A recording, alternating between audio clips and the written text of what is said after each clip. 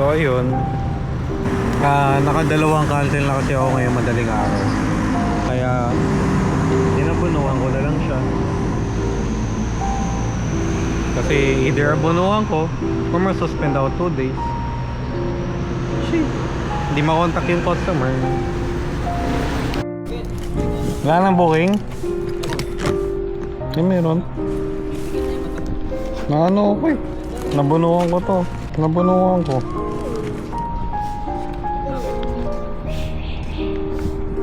Kanina pa to eh. Hindi na nag-reply sa akin yung customer. Fake mo? Ha? Hindi yan. Anong kape mo? Kakasting ko lang. Sting. Ipigit na yung mata mo. Kuha na.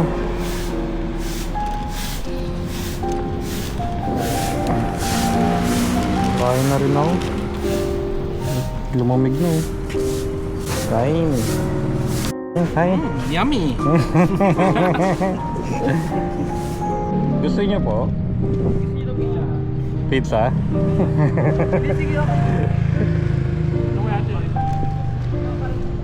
Gusto niyo ate, pizza? Kuha lang kayo. Kuha po kayo. Nakansilan ako eh. Kuha na isa. Isa lang kami. Yan na. Sige, isa na kayo rin. Sige. May 3 pa. Baka gusto niyo po.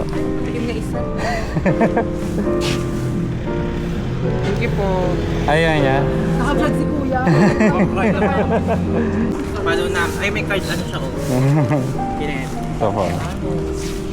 Boy, hi sa camera niya sa front mo. Thank you po sa pizza. Thank you po. Nanalong ba ka ng visual? Wait na pala, di ko i-mention. Thank you po. Nanalong po.